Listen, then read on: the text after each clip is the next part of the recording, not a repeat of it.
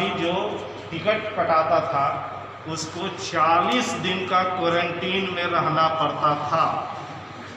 यानी विदेश जाने से पहले क्वारंटीन में 40 दिन की अवधि गुजारना पड़ता था, चाहे वो डॉक्टर हो, इंजीनियर हो, कोई भी हो। क्वारंटीन का सीधा सीधी मतलब होता है कि निगरानी। आपको एक जगह ऐसा रख दिया जाए जहाँ कि आपको 40 दिनों तक देखा जाएगा कि आप में कोई बीमारी तो नहीं है, क्योंकि उस वक्त बहुत स्ट्रिक्ट नियम था कि एक बीमारी दूसरे देश में न जाए।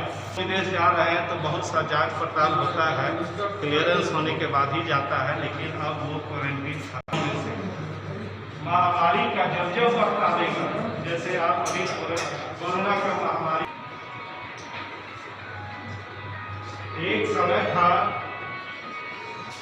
जब कहने का मकसद आप शायद नहीं समझ रहे हैं, ये बड़े ही काम का चीज़ है। आप भी नहीं जानते हैं और डॉक्टर भी नहीं जान रहा है जब तक कि जांच नहीं हो रहा है। आप दूर से आए हैं, तकलीफ से आए हैं, घर के नज़दीक पहुंचते पहुंचते तो इसी तरह से ठहरा करके ऐसे लोग जो बाहर से एक्सपोजर हुआ है उनका बाहर का और आए हैं, तो उनसे घर में न बीमारी फैल जाए, इसलिए थोड़े दिन के लिए रोक के रखा जाता है और रोक करके निगरानी की जाती है। क्वारंटीन और दूसरा इंस्टीट्यूशनल क्वारंटीन। होम क्वारंटीन में क्या है कि आपको घर में रहना है और घर के ही किसी एक करके वहाँ पर पड़े रहना है, बाकी लोग के बीच में न आना है, न लोग आपके पास जाएगा। यानी उस कमरे में पड़े रहेंगे, आप खाएंगे, पिएंगे, सोएंगे, पढ़ेंगे, जो करना है कीजिए। कहाँ एक ही पलंग पर माता पिता या पत्नी बैठी हुई है, बच्चे लोग खेल रहे हैं, वहाँ पर आप नहीं जाएंगे। ये हिदायत होती है होम क्वारंटीन की।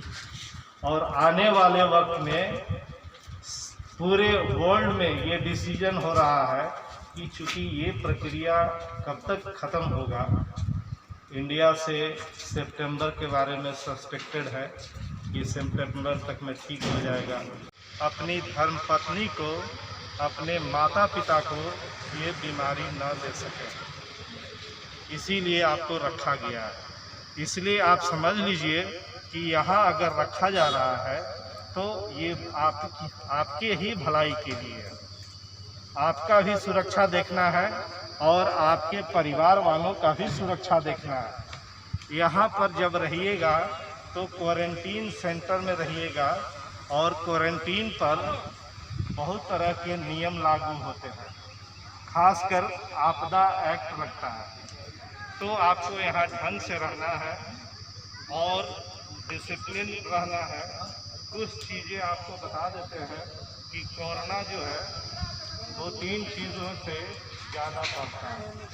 पहला चीज़ कि तेल, घी, डालडा का बना हुआ सामान में पूरे दुनिया में जो लोग वेजिटेरियन डाइट लेते रहे हैं और उनकी आदत है पुलिस के द्वारा, वो अलग होता है। लेकिन अभी जो एक्ट लगेगा साधारण आईपीसी एक्ट के साथ साथ आपदा एक्ट होगा। तो आप लोग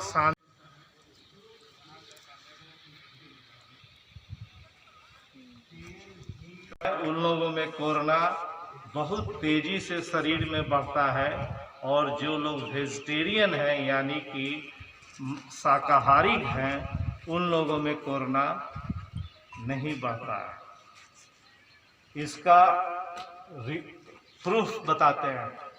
WHO का रिपोर्ट है, कुछ ही दिन पहले निकला है कि पूरे वर्ल्ड में, पूरे संसार में शाकाहारी एक आदमी को भी, एक भी शाकाहारी को कोरोना नहीं हुआ। तो मांसाहारी भोजन इसके लिए बढ़ाने का काम करता है और शरीर में कोरोना जितना ही ज़्यादा बढ़ेगा वो मल्टीप्लाई करता है। यानी एक वायरस 1 से 2, 2 से 4, 4 से 16, 16 से 64 इस तरह से बढ़ता जाता है। सपोज 2 आदमी है, एक वेजिटेरियन, उसके शरीर में 1-2 दिन में लाखों में कोरोना वायरस होगा।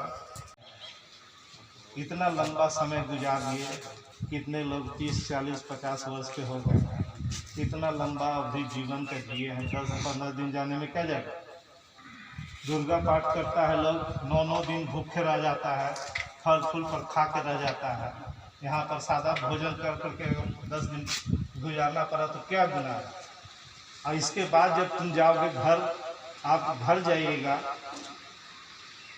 तो क्या होगा, अब हम आपको बताते हैं क्वारंटीन है क्या। कोरोना से संबंधित जितनी भी जानकारी आपको दिए, क्या करना है, कैसे खाना है, कैसे पीना है, कैसा मानसिक स्थिति रखना है। क्वारंटीन कोई नया शब्द नहीं है। क्वारंटीन का मतलब होता है कि आपको सिंपल निगरानी में रखा गया।